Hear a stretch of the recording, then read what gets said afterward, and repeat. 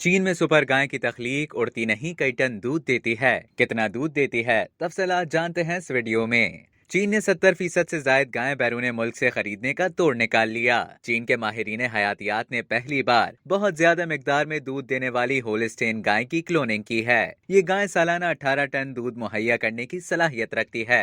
Global Times کے مطابق north western university of agriculture and forestry کے سائنسدانوں نے کان کے ٹشو کا استعمال کرتے ہوئے سومیٹک سیل نیوکلیئر ٹرانسفر کے ذریعے 3 بچڑوں کی کلوننگ کی۔ ریسرچ ٹیم کی سربراہی کرنے والے جن یاپنگ کے مطابق چین میں مویشیوں کی تعداد بڑھانے کے لیے کیا جانے والا یہ تجربہ انتہائی اہمیت کا حامل ہے، کیونکہ چین میں 70% گائیں بیرون ملک سے خریدی جاتی ہیں۔ جن یاپنگ کا کہنا تھا کہ ہم 2 سے 3 سال کے عرصے میں 1000 سے زائد سپر گائیں پیدا کرنے کا ارادہ رکھتے ہیں، جو بیرون ملک سے جانوروں کی سپلائی پر چین کے انحصار کے حل میں مضبوط بنیاد ثابت ہوں گی۔ اس سے قبل چین کے سائنسدانوں نے بہت ہی کم عرصے میں گھوڑے، بیلوں، کتوں سمیت دیگر جانوروں کی کلوننگ کے متعدد کامیاب تجربات کیے ہیں۔